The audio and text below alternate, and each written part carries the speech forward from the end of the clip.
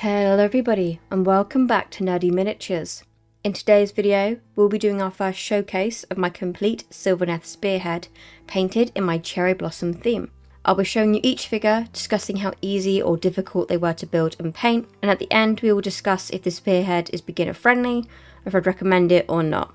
So without further ado, let's get into the video. So let's have a look at the branch witch. This powerful humanoid tree holds the rank of wizard within the spearhead, but you can also act as the hero and as infantry. Their role within the spearhead is to lead their kin into battle, using spells and their scythe. These same dreaded weapons are then used when the battle is done to harvest the Lampetiri from the fallen, thus preserving the memories and souls of the Sylvaneth. As far as building this figure, it wasn't too difficult overall. I remember finding small parts fiddly and requiring tweezers and some patience, but overall the construction was simple enough. This was the first figure I had actually ever built, and overall her construction was simple enough, but her instructions at times were difficult to make sense of, so be wary of that. This is a theme throughout the entire spearhead, but with time I did figure out how the different pieces slotted together, and it all worked out well in the end. Next, let's talk about my big guy, the Spirit of Durthu. These warriors are pod-born and contain echoes of an ancient and heroic ancestor, after whom they are named. Their minds are full of the knowledge of battle, whilst their heartwood is infused with a sense of nobility, duty, and determination that makes them the perfect bodyguards. This figure can act as a hero for the spearhead, but he can also act as a monster. For this figure, I had 3 different ways I could have built him, the first being Durthu, the second being a regular Tree Lord, and the final one being the Tree Lord Ancient. Quite frankly, I didn't put much thought into picking between these options. I didn't weigh up pros and cons. I just went with the figure that I think looked the coolest.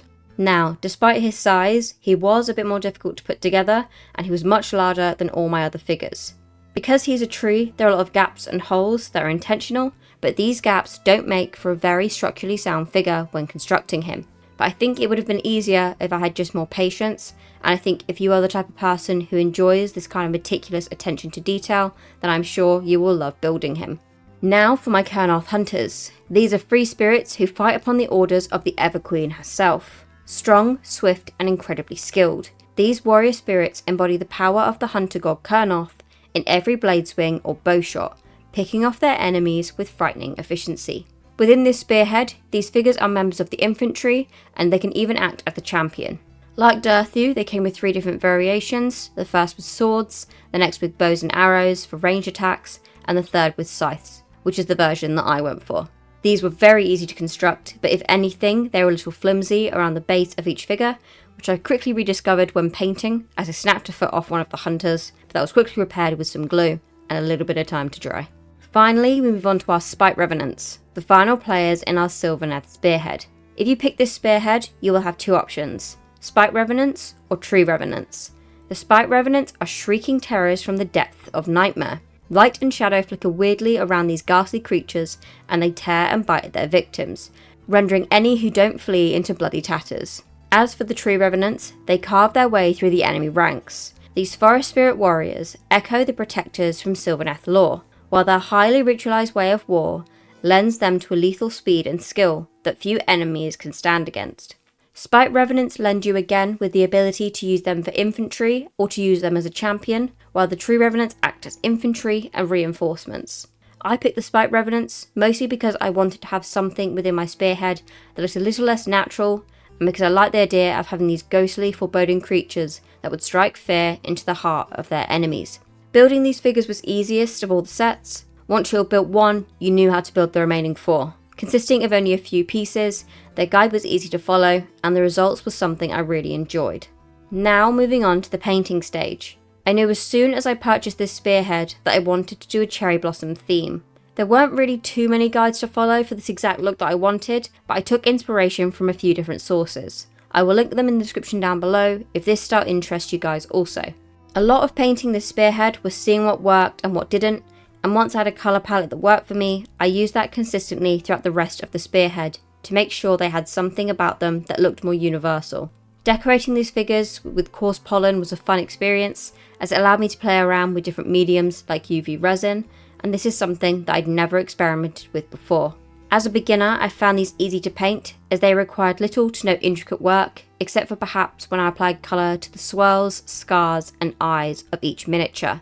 With the Spearhead, I discovered that there are so many ways that these can be painted, and they do not require a specific colour scheme, and I think it would be a good set for beginners to start with who just want to have some fun and try new styles and see what works. Remember that these are just miniatures. If you're not happy with how they look, you can change it.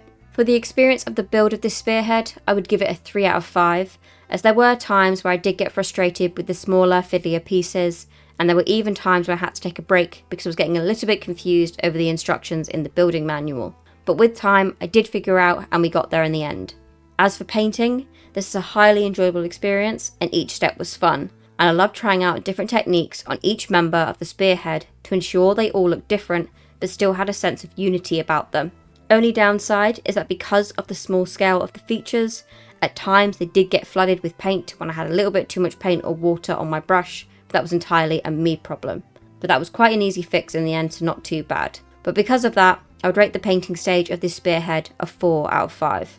Obviously, I don't have a review on how they are to battle yet because we still haven't done that, but that will come in coming weeks. That brings us to the end of our Sylvaneth Spearhead showcase. Hope you enjoyed this video. If you have any advice or questions about what I did specifically, then feel free to either have a look through our Sylvaneth Spearhead playlist here on YouTube or ask me in the comment section down below. In the description you will find 2 links. The first to Mr. Nerd's channel. So if you enjoy MMOs and action RPGs, then I recommend giving that a watch. And if you enjoy fantasy lore, then might I recommend looking at my channel where I cover topics like Tolkien, Game of Thrones, Warhammer and The Witcher. So if that is more your cup of tea, then feel free to check that out also. Anyway, that'll be it from me today.